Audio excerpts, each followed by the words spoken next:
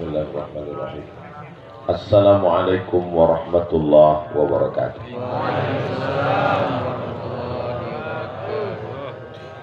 Jamaah Masjid Jami'an Nikmah rukun-rukun. Tidak ada yang suka buat gara-gara. Saya tidak lagi berpantun karena sudah dihabiskan pembawa acara.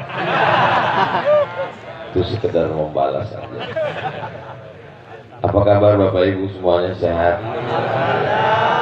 Alhamdulillahi Rabbil Alamin. Allahumma salli ala Sayyidina Muhammad wa ala ali Sayyidina Muhammad. Yang sama kita hormati Bapak Camat, Bapak Kapolsek, Bapak dan Ramil, Bapak Babinsa, Bapak Babin Kamtipmas, guru-guru kita, para alim, para ulama, hadratul muhtaramin wal mukarramin, adik-adik dari Sulaimaniyah, penghafal Quran, mujahid fisabilillah, hadirin hadirat, muslimin muslimat yang belum kawin dan belum sunat, semua yang hadir ini dimuliakan Allah Subhanahu wa taala. Man shalla subha fi jama'atin, siapa yang salat subuh berjamaah, kana fi zimmatillah, maka dia dalam tanggung jawab perlindungan Allah Subhanahu wa taala. Man shalla subha fi jama'atin, siapa yang salat subuh berjamaah, summa qa'ada yazkurullah, kemudian setelah itu dia duduk berzikir mengingat Allah, hatta tatlu'a syamsu, sampai terbit matahari, summa yusalli raka'ataini, setelah itu dia salat sunat 2 rakaat, kanat lahu ka ajri hajjatin wa umrah, dapat pahala seperti haji dan umrah. Tambah, sempurna. Ditambah lagi dengan man ahabba aybusatalahu fi rizqihi, siapa yang mau lapang rezekinya, wa yumsa'alahu fi atharihi, mau dipanjangkan umurnya, falyasil rahimahu, hendaklah dia menyambung tali silaturahim. Jadi subuh ini kita dapat jaminan dari Allah, kita mendapatkan pahala haji dan umrah, kita insya Allah panjang umur, murah rezeki, berlimpah insya Allah. Ada orang yang subuh ini umurnya sama-sama 40 tahun. Yang satu sholat ke Masjid Jami'an Nikmah, yang satu masih molor sampai sekarang. Maka secara hitungan kuantitas sama-sama 40, tapi kualitas berbeda. Itulah yang disebut dengan panjang umur, murah rezeki. Botolnya sama-sama 600 ml. Enggak mungkin ditambah, kalau lebih tumpah, tapi isinya beda. Yang satu isinya air putih 5.000, yang satu isinya madu 50.000 kalau palsu. Yang satu lagi isinya adalah emas, cairan emas, maka harganya tergantung nawarnya berapa. Intinya apa? Bahwa yang dihitung itu adalah kualitasnya.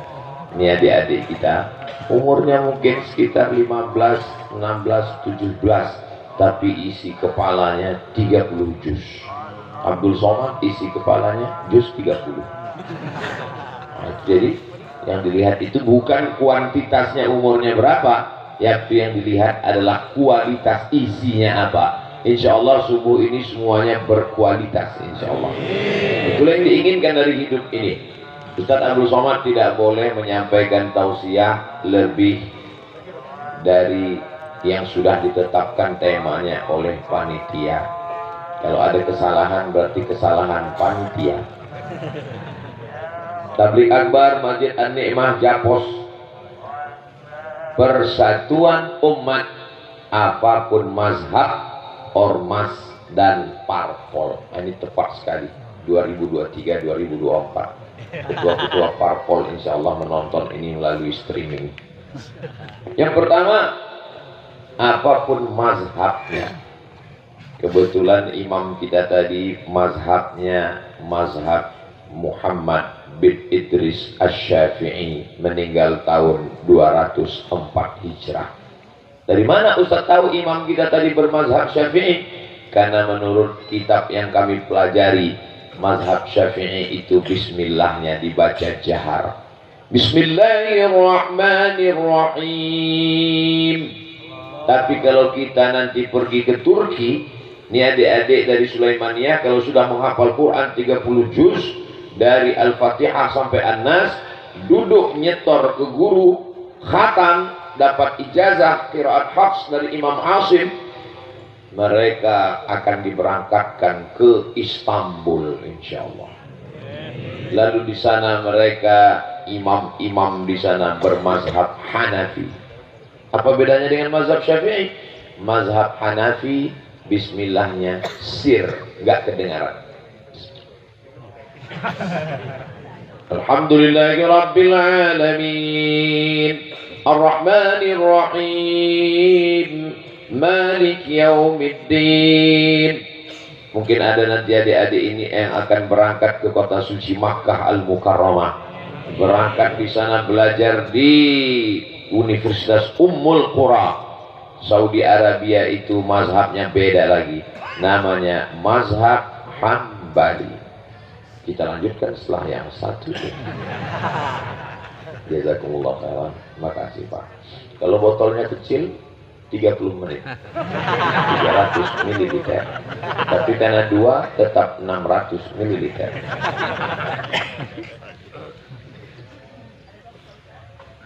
Ada sampai mana tadi hilang? Mazhab Hambali bismillahnya sir, sama dengan Hanafi. Makanya Imam Masjidil Haram, Imam Masjid Nabawi bacaannya sir. Alhamdulillahi Rabbil Alamin Ar-Rahmanir Rahim. Sedangkan Maroko, tempat saya belajar, saya di Maroko dari tahun 2004 sampai 2006. Ustaz belajar di Maroko? Ya, dekat dari Maroke Pak Ustaz. Maroke itu di Papua, dari Sabang sampai Maroke. Sedangkan Maroko itu di Afrika Utara, Mesir, Libya, Tunisia, Aljazair, Maroko. Negeri yang terakhir, habis Maroko, nyebrang Samudra Atlantik, sampailah ke Algeciras, nama pelabuhannya, dan itu negaranya namanya Andalusia. Banyak orang tidak tahu Andalusia. Tahu Andalusia? Enggak. Real Madrid, Barcelona, tahu. Itulah dia Andalusia dulu. Sekarang berubah menjadi Spanyol. Di atasnya Portugal. Nama negaranya Portugal. Nama rakyatnya Portugis. Bedanya Pak Ustaz? Sama. Negaranya Portugal, orangnya Portugis. Portugal itu negara, bukan persatuan orang tua gatal. Di Maroko mazhabnya bukan mazhab Syafi'i, bukan mazhab Hambali, bukan mazhab Hanafi, mazhabnya Maliki. Imam Malik bin Anas. Tunisia, Aljazair, Maroko, Andalusia, Mauritania, itu mazhabnya 100% Maliki. Bagaimana mazhab Maliki? Enggak pakai bismillah sama sekali. Allahu Akbar. Alhamdulillahi Rabbil Alamin. Mudah-mudahan nanti kita semua akan sholat di Masjid Hasan II di ibu kota Maroko, di tepi laut Samudra Atlantik. Masjid itu didirikan oleh Raja Hasan II, anak dari Muhammad V, anak dari Hasan I, anak dari, pokoknya namanya itu terus. Nama rajanya Hasan II, anak dari Muhammad V, anak dari Hasan I. Sekarang Muhammad VI. Kalau Muhammad VI naik anaknya Hasan III. Jadi namanya gitu-gitu terus. Saya pun mau mencoba gitu juga.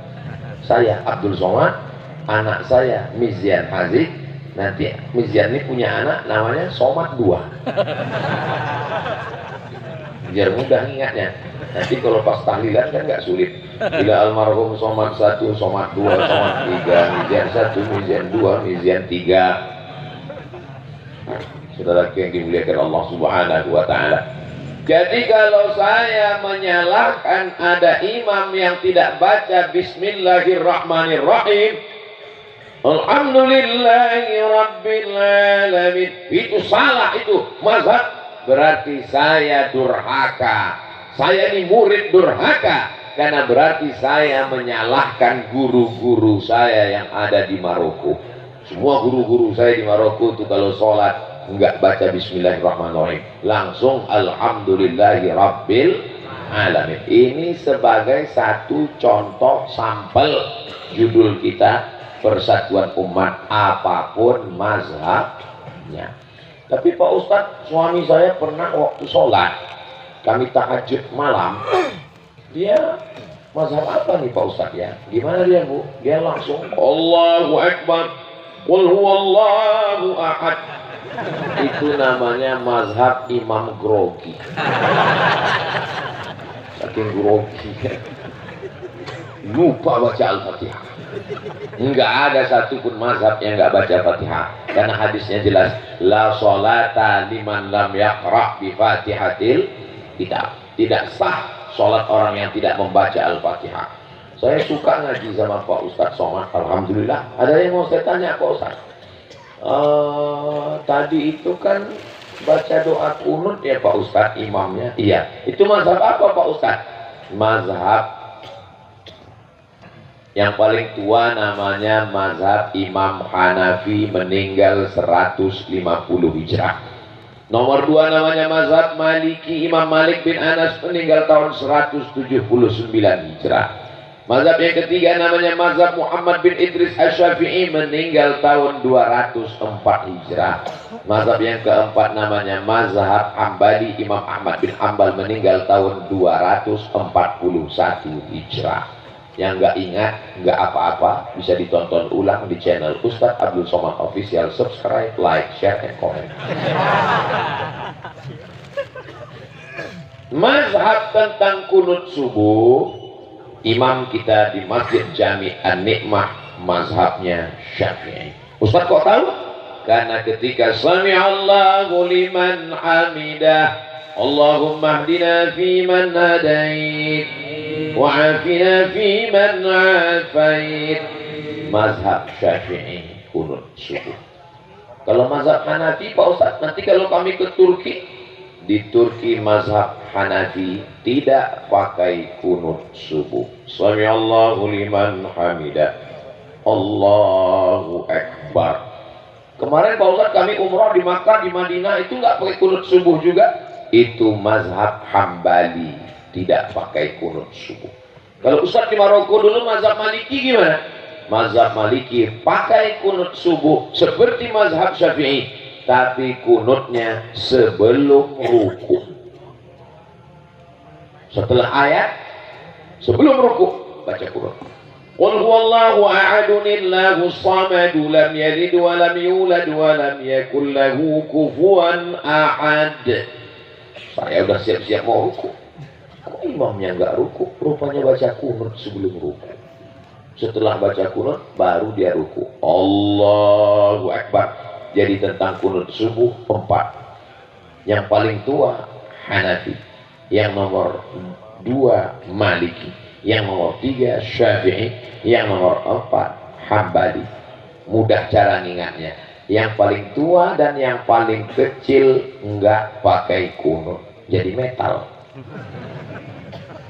Yang pakai kunut yang tengah, mazhab Syafi'i dan mazhab Maliki berkunut. Tapi beda. Mazhab Maliki sebelum ruku, mazhab Syafi'i setelah ruku. Tolong diingat-ingat karena ini akan masuk dalam UAS, ujian akhir semester. Salah sendiri, kenapa panitia ngasih judul ribet, jelimet, sulit, susah begini? Kalau mau ceramah yang simple, sederhana, judul kita subuh ini adalah tentang sabar. Apapun yang terjadi kita mesti sabar. Sendal hilang, sabar. Suami hilang, katanya sabar. Ini menunjukkan Masjid Jami An-Nikmah ini masjid yang berkualitas. Kenapa? Karena yang mengajar di sini guru-guru kita semua. Al-Mukarram, Sohibul Fadilah, Ustadz Tengku Zulkarnain, Masya Allah. Beliau ditakdirkan Allah meninggal di kampung saya, Pekanbaru Riau, di bulan suci Ramadan tahun 2020. Kebetulan kami membangun pesantren Nurul Azhar. Setelah Nurul Azhar 500 meter belok kiri, TPU Covid tempat beliau dimakamkan. Jadi nanti kalau jamaah Masjid Jami An-Nikmah ziarah ke makam beliau, insya Allah ketemu dengan Ustadz Abdul Somad. Kalau kebetulan saya nggak keluar kota. Ustadz keluarnya hari apa? Jumat, Sabtu, Ahad, Senin. Saya di sini sejak hari Jumat dan ini adalah hari Senin. Senin nanti saya akan pulang. Saya di luar tuh 3 malam. Malam Sabtu, malam Ahad, malam Senin. Nggak boleh lebih dari 3 malam. Kalau lebih nanti dikhawatirkan sudah buka cabang. Ibu setuju? Saya ngetes aja. Sampai mana terhilang bahan saya. Nah, lalu Pak Ustadz nanti kalau kami pulang dari Turki, sudah hafal Quran, kami belajar kepada mazhab Hanafi. Bagaimana sikap kami ketika diminta jadi imam di Masjid Jami An-Nikmah? Apakah kami pakai mazhab Hanafi karena guru kami di Turki bermazhab Hanafi? Atau kami tetap bermazhab Syafi'i karena Masjid Jami An-Nikmah ini bermazhab Syafi'i? Hanafi dan Syafi'i sama-sama ahlus sunnah, bukan ahlul bid'ah. Saya belajar di mazhab Maliki dan saya ketua masjid. Biar kurus begini ketua masjid. Dan saya jadi imam kalau sholat di masjid dekat rumah saya. Mentang-mentang baru pulang dari Maroko mazhab Maliki. Allahu Akbar. Alhamdulillahi Rabbil Alamin. Makmum yang di belakang udah mulai nyenggol temannya.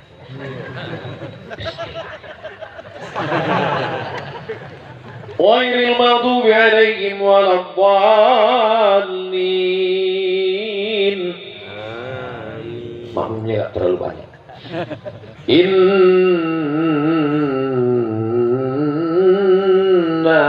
a'tainakal kautsar fasalli li rabbika wanhar inna syani'aka huwal abtar. Langsung saya baca kunut subuh. Mau pakai mazhab Maliki. Makmumnya 2 kali nengok. Selesai salam, gak sabar mereka salam. Assalamualaikum warahmatullahi wabarakatuh.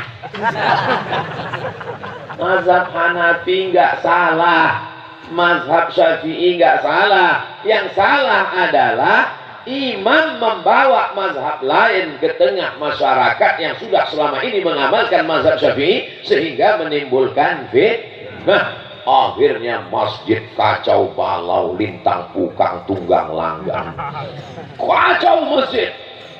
Akhirnya untuk mendamaikan masjid diundanglah Pak Kapolsek, Babinsa dan Babin Kamtipmas. Oh, jamaah mulai ribut.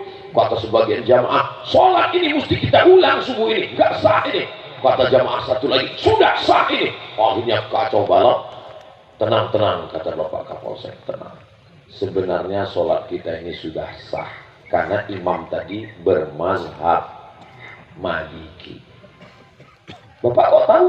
Saya dengar ceramah Ustaz Somad.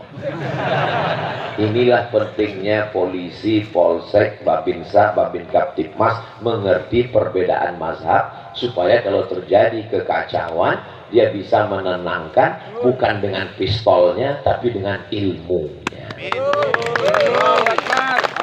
Setelah dia jelaskan semuanya tenang. Yang salah ini siapa Pak Kapolsek? Yang salah ini adalah imamnya. Loh, kok saya salah? Sudah tahu masyarakatnya bermazhab Syafi'i, kenapa dibawa mazhab lain? Orang yang awam gak ngerti akhirnya menimbulkan Nah, kalau masyarakat udah dijelaskan mazhab gak juga ngerti, cabutlah Pak, tembakkan ke atas. Macam-macam, tembak kepalanya. Setuju? Jangan. Mati dia kalau ditembak. Sudah lagi yang dimulai. Yang mana yang setuju-setuju aja. Ini beberapa contoh perbedaan mazhab di tengah masyarakat. Jadi adik-adik saya, Saya tadi mau nyebut anak, tapi kok perbedaan kami nggak terlalu jauh. Beda berapa tahun aja.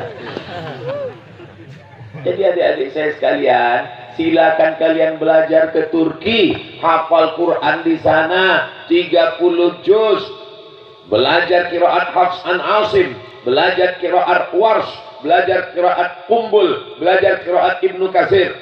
Kalau di Indonesia qiraatnya qiraat Hafs an Asim. Kalau di Maroko qiraatnya Warsh. Bedanya Pak Ustaz? Ar-Rahmanir Rahim, Maliki Yaumiddin. Qiraat Hafs, kita begitu. Kalau di Maroko enggak. Ar-Rahmanir Rahim, Maliki Yaumiddin. Pendek. Kalau qiraat Hafs, alladzina yu'minuna bil ghaibi wa yuqimuna shalah. Kalau qiraat Warsh, alladzina yu'minuna bil ghaibi wa yuqimuna shalah. Saya dikit-dikit tahu qiraat Warsh karena guru Warsh, bukan waras. Saya tahu dikit-dikit karena guru kami dulu di sana bacanya begitu kalau sholat. Tapi sekalipun nggak pernah saya pakai di masjid dekat rumah saya. Kalau saya mau petantang-petantang bisa. Ar-Rahmanir Rahim, Maliki Yaumiddin. Ya Allah. Alladzina yu'minuna bil ghaibi wa yuqimuna shalah. Jangan membuat sesuatu yang aneh sehingga menimbulkan keresahan. Tapi kalau dalam pengajian untuk menjelaskan, apalagi ada tanya jawabnya, boleh sebagai keilmuan.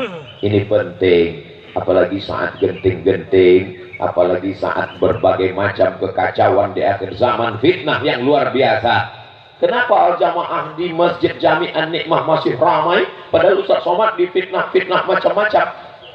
Masjid Jami' An-Nikmah jamaahnya tidak bisa difitnah karena mereka nontonnya full 60 menit. Jamaah tempat lain, jangan tepuk tangan dulu, itu kan masih banyak bahan. Di masjid lain, jamaah di tempat lain mudah difitnah karena mereka ini gimana ya, paketnya cuma 1 giga. Jadi nontonnya yang 1 menit, 1 menit, 1 menit, ceramahnya dipotong-potong. Mazhab Maliki bukan Ahlus Sunnah, padahal kelanjutannya menurut orang yang jahil. Menurut orang yang jahilnya dipotong. Inilah bahayanya kalau dokter tukang khitan disuruh jadi tim media, semua disunatnya dipotong. Mohon maaf Pak dokternya. Saudara yang dimuliakan Allah Subhanahu wa taala, apa pentingnya belajar mazhab? Pak Camat belajar mazhab, Pak Kapolsek belajar mazhab, Pak dan Ramil belajar mazhab, karena mereka akan menemukan konflik beragama di tengah masyarakat. Kalau mereka sudah paham, mereka bisa menyelesaikan manajemen konflik. Insya Allah Indonesia damai, baldatun thayyibatun warabbun. Imam Masjidil Arab namanya Syekh Abdurrahman As-Sudais diundang ke Jakarta, dipersilakan jadi imam di Istiqlal. Semua makmum penasaran, ini bismillahnya kedengaran gak ya? Kita tahu Istiqlal Negara Kesatuan Republik Indonesia. Mazhab di Indonesia yang umum adalah mazhab Syafi'i. Mufti mazhab Syafi'i, mufti Betawi, muallim apa?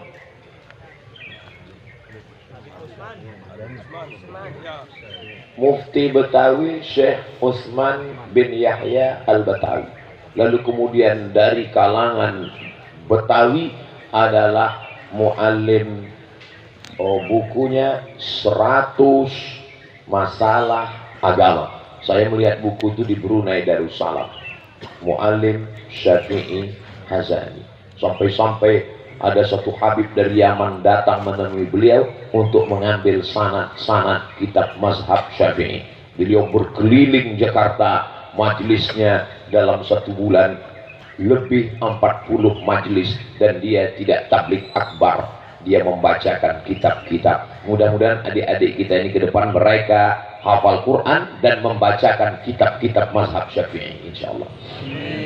Dari mulai kitab Matan Takrib, khatam Matan Takrib, naik Fathul Qarib, habis Fathul Qarib naik ke atas macam-macam kitab sampai ke I'anatul Talibin, habis itu dia bacakan kitab Al-Mahalli besar sekali, habis itu dia bacakan kitab Al-Majmu' Syarah Muhazzab. Apa bisa saya ngajar kitab ini khatam sampai meninggal Pak Ustaz? Dua kemungkinan, kamu yang selesai atau kitabnya selesai. Kalau tidak selesai, insya Allah dilanjutkan oleh generasi yang akan datang insya Allah. Amin. Nanti kalau Ustaz Somad meninggal gimana Pak Ustaz? Siapa yang menggantikan? Hari ini kita tidak perlu khawatir. Inilah yang di depan ini calon-calon ulama ahlus sunnah wal jamaah insya Allah. Ibu-ibu kalau mau cari menantu yang soleh, booking dari sekarang sebelum diambil orang Turki. Sekarang ibu boleh senyum, bisa disangka bercanda. Nanti begitu mereka pulang membawa gadis Turki, nangis Bombay. Baru pulang dari Istanbul ya? Iya bu. Hafal Quran? Sudah. Tamat dari Sulaimania? Iya. Nikah dengan anak ibu ya? Mohon maaf bu, saya sudah menikah. Makanya dari sekarang di booking. Setuju bu ibu? Aduh, nggak semangat ya. Idza ja'akum man tardawna dinahu, kalau datang ke rumahmu anak muda yang kamu suka agamanya, wa khuluquhu, baik akhlaknya, agamanya bagus, terkejut anak. Ustaz kalau ceramah jangan teriak-teriak. Oke, saya bisa ceramah lembut. Kalau datang ke rumah kamu ada seorang anak muda, agamanya baik, fazawijuhu, ini anak-anak yang baik-baik, anak-anak muda yang soleh-soleh. Apa nama grup hadrohnya dek? Belum punya nama? Hah? An-Ni'mah. Masya Allah. Hidup ini yang kita cari adalah nikmah. Mohon maaf Ustaz, itu nama istri saya. Hidup ini yang mau kita cari itu adalah nikmah. Alhamdulillahilladzi an'amana bi ni'matil imani wal Islam. Ustaz, nikmat itu mobil ya? Mobil bisa jadi nikmat, bisa jadi laknat. Mana bedanya mobil nikmat kalau laknat? Kabarnya Pak Ustadz kalau mobil nikmat itu kalau mobil baru. Kalau mobil second laknat. Dipencet klakson keluar air. Bukan masalah baru atau lamanya, bukan masalah mahal atau murahnya. Mobil yang dibawa ke masjid sholat berjamaah itu mobil nikmat. Tapi mobil yang melalaikan dari rumah Allah sampai nggak sholat itu mobil laknat. Jelas? Alhamdulillah Ustaz Somad, kami di Masjid Jami An-Ni'mah ini nggak pernah ada konflik mazhab. Dulu memang kelahi Pak Ustaz, antara kelompok ini mengatakan kunut subuh bid'ah, yang satu mengatakan enggak, kunut enggak sah. Alhamdulillah sekarang udah nggak ada kelahi lagi Pak Ustaz. Kenapa? Karena sama-sama nggak sholat subuh.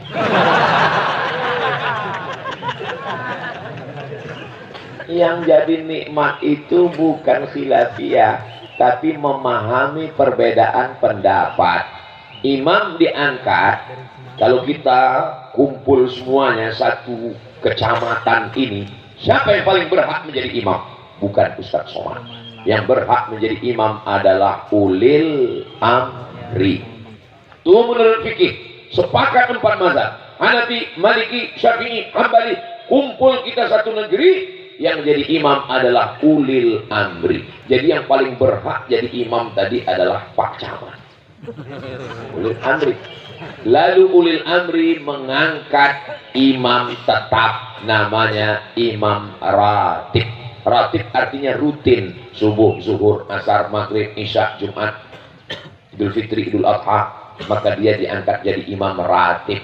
Imam ratib yang sudah diangkat oleh ulil amri gak boleh digantikan siapapun. Walaupun ada ustadz yang datang kemari sorbannya sebesar ban Vespa, jubahnya 3 lapis, gak boleh maju ke depan kalau tidak diizinkan oleh imam imam ratib. Maka nggak ada istilah datang Ustaz Somad ceramah lalu kemudian pas qad qamatis salatu qad qamatis salat Allahu akbar la ilaha illallah.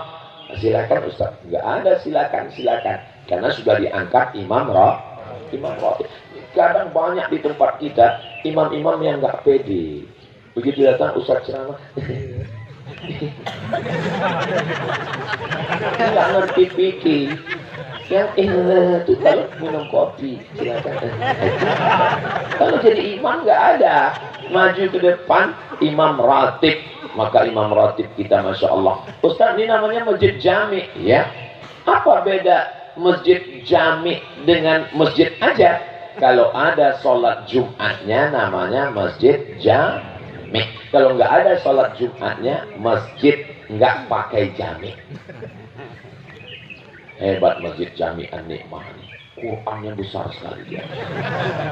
Kalau Tuhan pergi ke Mekah, pergilah bawa kawan dan teman. Sudah lama Ustaz Somad ceramah, baru ini di atas masjid ada Quran.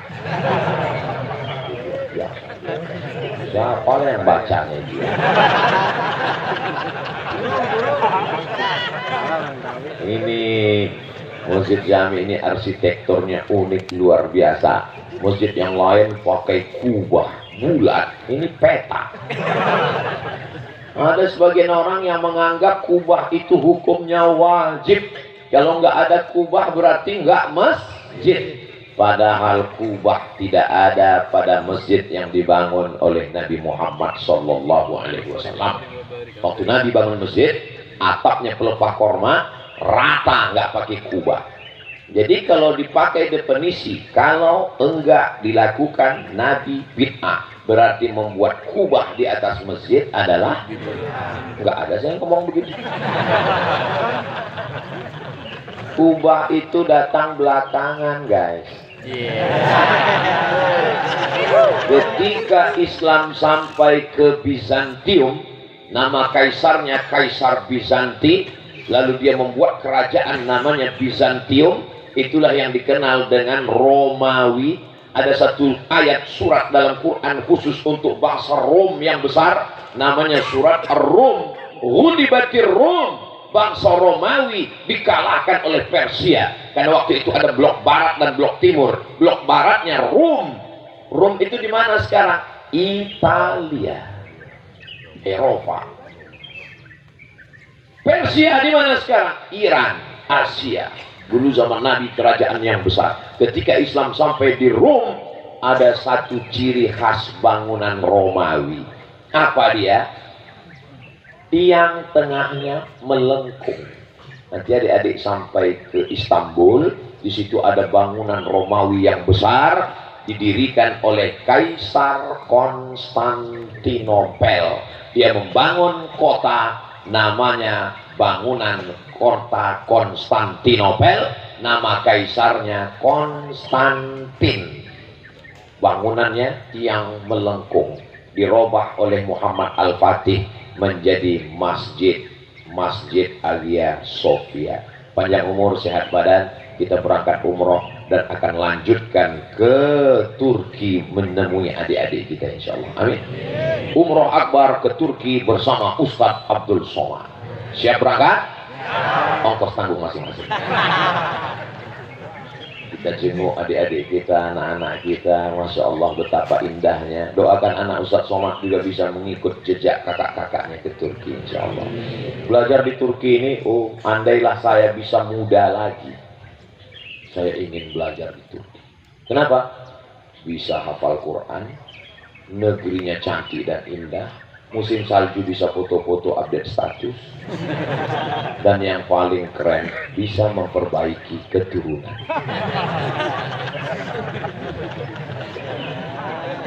Jadi ustadznya nyesal nih ketuaan. Ya kalau kita nggak bisa, anak kita kan bisa insya Allah. Takbir! Kalian akan berjihad di Turki nanti insya Allah. Maka bangunan dengan tiang melengkung itulah disebut dengan kubah. Batunya disusun. Nanti kalian akan melihat adik-adik, batu yang disusun menjadi tiang melengkung. karena kalau tiangnya melengkung, nggak ada tiang di tengah. Kalau nggak ada tiang di tengah, sholat nggak putus. Islam ini mengambil arsitektur yang cantik dan indah, walaupun datang bukan dari orang Muslim, bukan dari orang Islam. Jadi kalau ada komen-komen di Instagram, somat, jangan pakai sepeda motor. Motor itu bukan orang Islam yang buat. Saya nggak mau balas. Kalau saya mau balas, bodoh. Dalam Islam itu pakai arsitektur apapun boleh, pakai alat apapun boleh, karena tidak terkait dengan akidah. Dalam masalah akidah itu yang nggak boleh. Wala ana abidum ma'abatum, wala antum abiduna ma'abud, lakum dinukum. Kubah itu bukan dari Nabi Muhammad SAW. Lalu kenapa masjid pakai kubah? Karena kalau pakai tiang melengkung, nggak ada tiang di tengah. Kalau nggak ada tiang di tengah, sopnya nggak putus. Bagus. Semua yang bagus-bagus boleh diambil. Mana ada Nabi membangun masjid pakai atap seperti Masjid Jami'an Nikmah. Ini pun kubahnya bid'ah juga ini. Bukan cuma yang melengkung bid'ah, tapi karena bagus. Rata-rata yang begini diambil dari arsitektur Masjid Demak yang didirikan oleh Wali sisi loro 3456 itu Waldo Songo. Pripun kabare api. Dulu sederek sedaya muga-muga sing melu acara iki padha kabeh mlebu nang surga. Amin. Tapi mana sebetulnya? Kita ini adalah orang Nusantara. Betul? Ada orang Batak di sini? Biar ada orang kita sesudena. Horas. Banyak juga. Nusantara yang terdiri dari berbagai macam agama dan bahasa. Atas Sumatera, Aceh. Turun ke bawah, Batak, Karo, Mandailing. Turun ke bawah, Melayu. Melayu itu suku, bukan yang lari itu. Sampai tekorak kene Melayu apa melaku? Bukan itu maksudnya. Melayu itu nama suku. Yang di Sumatera ada Aceh, ada Batak. Orang Aceh kalau ketemu Puhaba, kalau makan Pajibu. Ustaz kok tahu? Saya tahunya cuma dua itu aja. Kalau ketemu Puhaba langsung Pajibu. Jumpa sama orang Medan, turun Medan. Turun ke bawah Riau, turun ke bawah Minangkabau, rumah makan Padang. Turun ke bawah lagi Melayu Palembang, wong Kito Galo, buka mato minum cukup. Turun ke bawah Lampung, nyebrang lagi Banten, Jawa Barat. Saudara kita Sunda, kumaha atuh sadayana? Dama, saya dulu serumah sama teman saya orang Bandung. Saya susah membedakan antara damang dengan dahar. Setiap ketemu sama dia, kumaha, dahar. Masuk Jawa Tengah, nyebrang. Saudara kita dari Bali, nyebrang lagi, masuk lagi Nusa Tenggara Barat, Sumbawa, Bima, naik ke atas Sulawesi, Makassar, agak Kareba, Baji-Baji, Madeceng, Mandre. Mandre itu Pak Ustadz makan. Yang saya hafal yang makan-makannya aja. Masuk Kalimantan, Banjar, masuk Papua. Inilah negara yang tidak ada di dunia. Allahu Akbar. Afrika itu Afrika daratan semua. Yang paling bawah Cape Town, Afrika Selatan. Yang paling atas Mesir, Libya, Tunisia, Aljazair, Maroko. Yang tengah Kongo. Kalau nggak percaya, lihat globe. Pulang dari sini, buka handphone, Google Map. Betul yang disampaikan Ustaz Somad tadi. Jadi selama ini kau nggak percaya.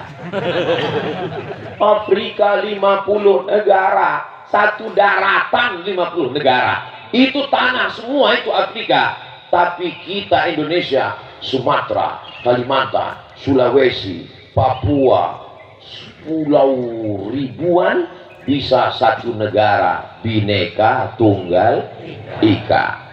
Yaman, Saudi Arabia, naik ke atas Yordania, Palestina, Suriah, Lebanon, Mesir, Libya, Tunisia, Aljazair, Maroko, Mauritania, Liga Arab, 22 negara. Bahasanya satu, tapi negaranya 22. Kita bahasanya di Papua aja ada 300 bahasa. Sesama saudara kita di Papua ngomong nggak ngerti karena bahasanya beda. Tapi ada yang menyatukan kita, yang dipakai adalah bahasa Indonesia, berasal dari bahasa Melayu Riau, kampung saya. Coba dulu kalau Bung Karno mempertahankan egonya, kata Bung Karno, aku iki wong Jawa, maka seluruh Indonesia mesti bahasa Jawa. Apa nggak pusing kami belajar bahasa Jawa? Pas mau naik pesawat, langsung pengumuman, terus dewek sedaya mongko nang pesawat nomor 123.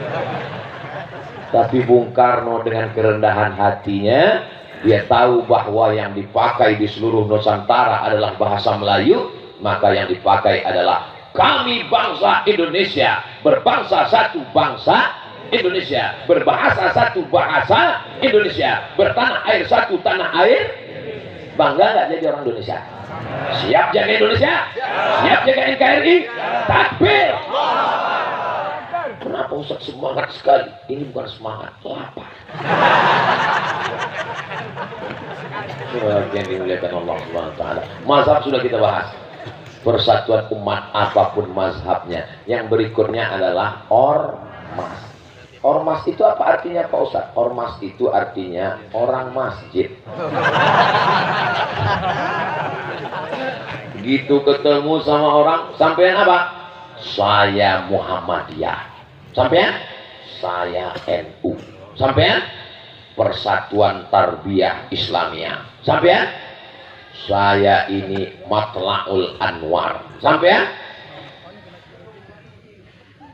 Jadi saya Abdul Somad pernah ditanya sama seseorang, Ustadz Somad ini ormasnya apa?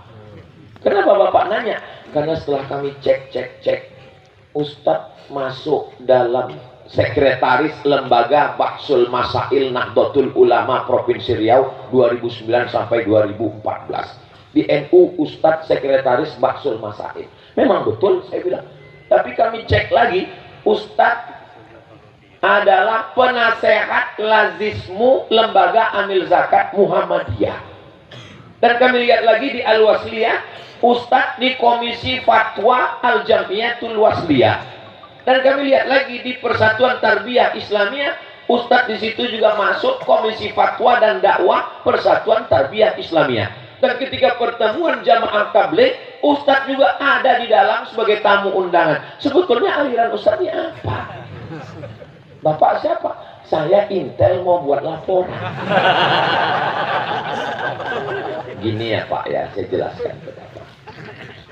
Nahdlatul Ulama, Muhammadiyah, Persatuan Tarbiyah Islamiyah, Al-Jamiyatul Wasliyah, ini nggak ngurus mazhab. Mereka ini adalah organisasi sosial kemasyarakatan keagamaan yang bergerak di bidang dakwah, pendidikan, dan sosial, didirikan oleh para ulama-ulama Ahlus Sunnah wal Jamaah untuk melawan penjajahan Belanda. Yogyakarta, Kiai Haji Ahmad Dahlan mendirikan Muhammadiyah pada tahun 1912. Hadratus Syekh Hasyim Asy'ari bersama Mbah Wahab Hasbullah bersama Kiai Bisri Sansuri di Jombang mendirikan Nahdlatul Ulama 1926. Murid-murid dari Syekh Hasan Maksum, murid dari Imam Masjidil Haram Syekh Ahmad Khatib Al-Minkabawi, pulang muridnya ke Sumatera Utara, Medan, mendirikan ormas namanya Al-Jamiyatul Wasliyah pada tahun 1930. Murid-muridnya yang lain pulang ke Bukit Tinggi, Sumatera Barat, Inyak Canduang, Inyak Jahu. Syekh Sulaiman Ar-Rasuli mendirikan namanya PERTI, Persatuan Tarbiyah Islamiyah, tahun 1930. Ormas ini tidak perlu dibenturkan, dikonflikkan, dipermasalahkan, karena dasar mereka berdiri adalah perjuangan untuk memerdekakan Indonesia. Indonesia merdeka tahun? Memang kalau belum sarapan ini susah ingat. 17 Agustus tahun 45, itulah hari kemerdekaan. Muhammadiyah 1912. NU 1926, PERTI 1930, Al-Wasliyah 1930. Jadi kalau ada orang mengatakan apa kontribusi umat Islam untuk kemerdekaan Indonesia, ente waras. Ormas-ormas ini lebih tua dari Indonesia. Umat Islam lah yang berjuang memerdekakan, mengusir Belanda. Paham? Itu enaknya kalau ceramah di masjid yang orangnya cerdas-cerdas. Mudah kita ngasih tahu, paham semua. Kalau kita belum ngomong ya udah paham. Bisa pakai telepati.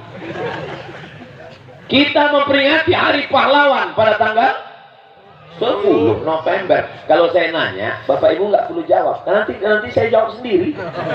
Nggak usah pusing kalau saya ceramah nanya itu. Saya akan jawab sendiri. Kapan kita merdeka? 17 Agustus 1945. Kapan Hari Pahlawan? 10 November.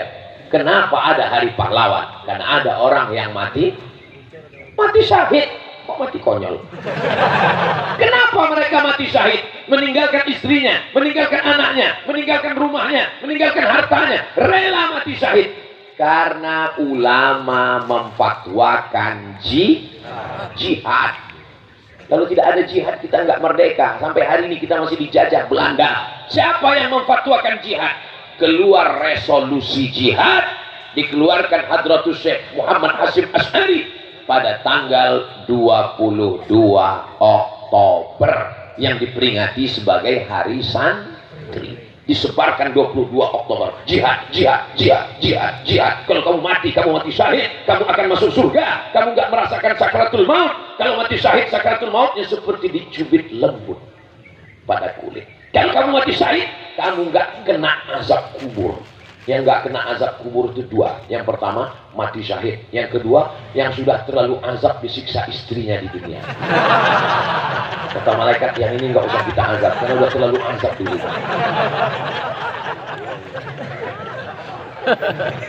Untuk membahagiakan hati mereka. Banyak suami-suami ini stres, depresi. Mendengar ini, alhamdulillah. Saya kalau mendengar ceramah Ustaz ini lapar. Betul kan Pak? Malu-malu. Jihad, jihad, jihad. Belanda mesti diusir, penjajah kafir.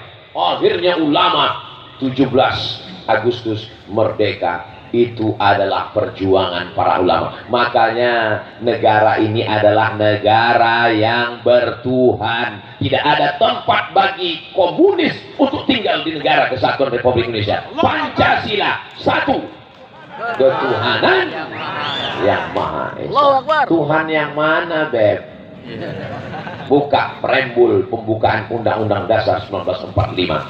Atas berkat rahmat Allah yang Maha Kuasa dan keinginan bangsa Indonesia yang luhur, dengan ini menyatakan kemerdekaannya, yang berbangsa satu, bertanah air satu. Ustadz kok ingat yang baca itu setiap hari Senin aku, dari sejak SD masuk SMP penataran P4.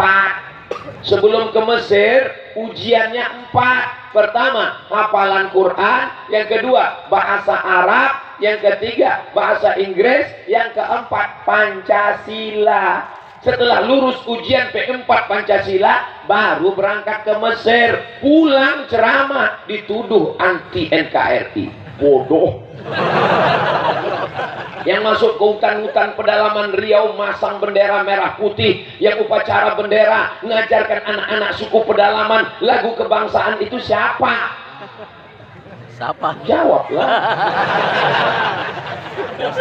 Buka itu Google, tulis Abdul Somad, tulis di Google Abdul Somad masuk hutan mengajarkan anak pedalaman upacara mengerek bendera Pancasila.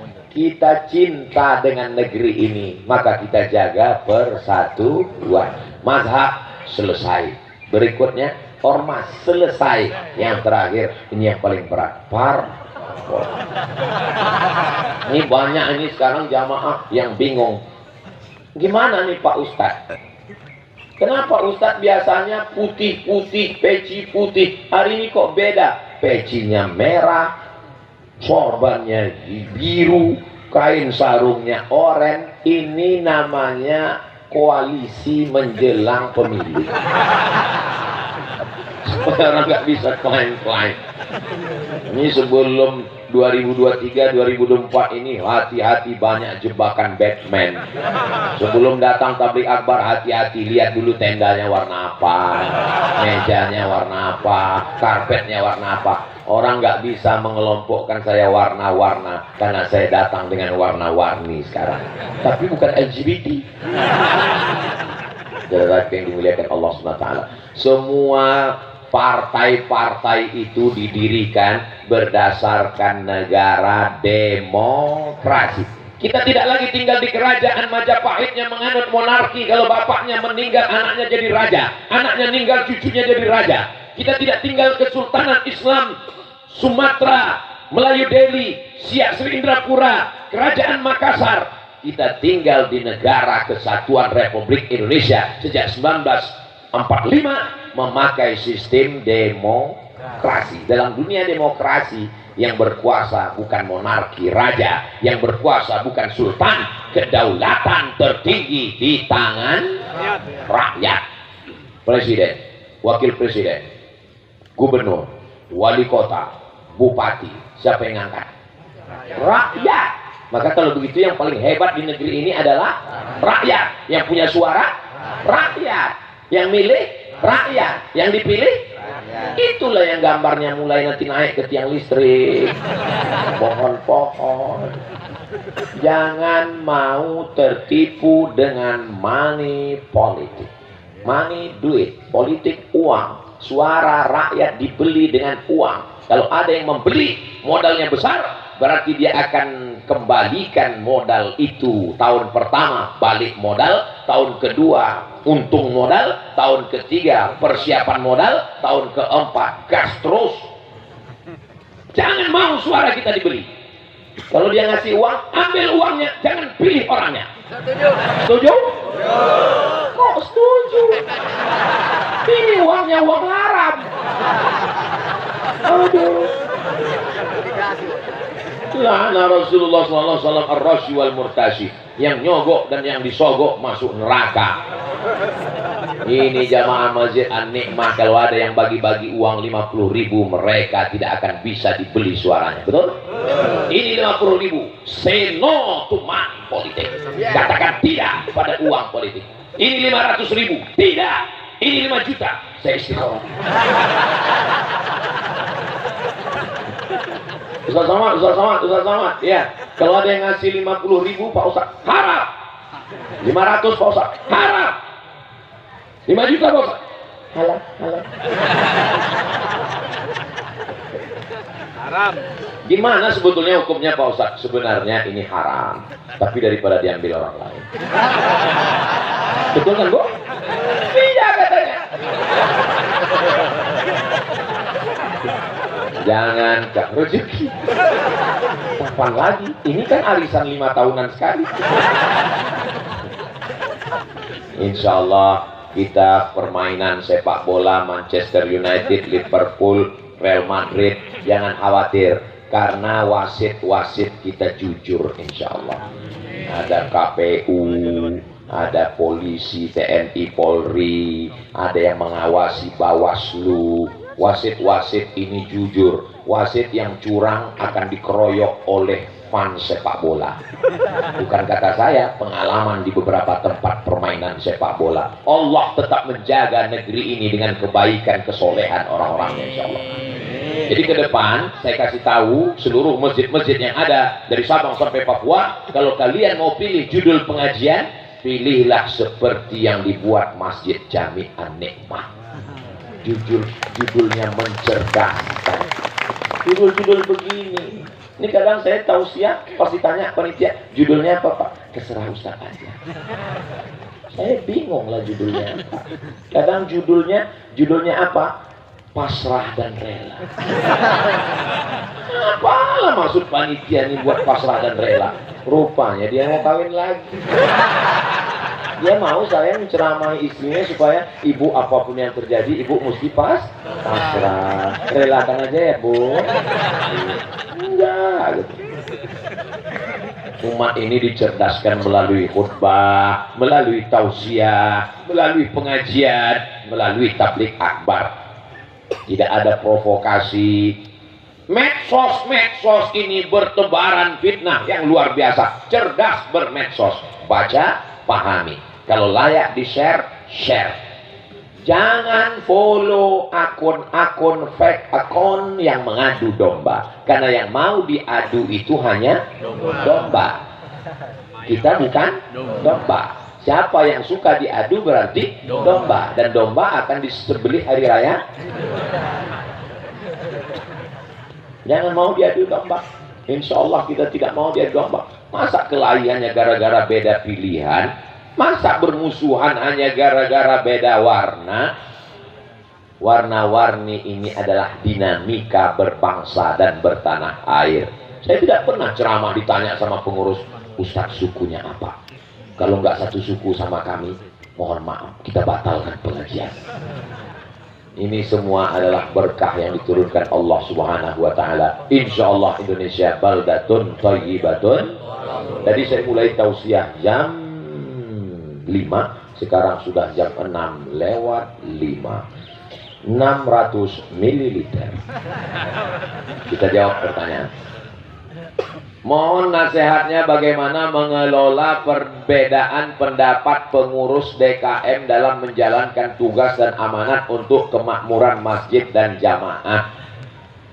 Masjid ini bukan punya pengurus.